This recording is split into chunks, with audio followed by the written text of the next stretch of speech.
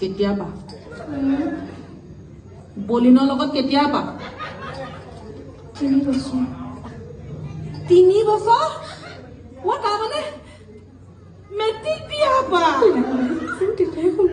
সেইটো কাৰণে মেট্ৰিকত কম নম্বৰ পাইছিলি সেইটো কাৰণে নহয় মই চাইন্সৰ মেথছত দেখোন আগৰ পৰাই গাধা আছিলো আজিকালিতো ভাল কৈছো নহয় কিবা ভাল কৈছ তই ভালকৈ কি কৈছ মোৰতো একো নাই ধনী ঘৰ ল'ৰা ছাত্ৰ ভাল হ'ব নোৱাৰিলে তই নিজে ধনী ঘৰলৈ বিয়া নহ'লি কেলে তেতিয়া ময়ো ধনী ঘৰত জন্ম হ'লোহেঁতেন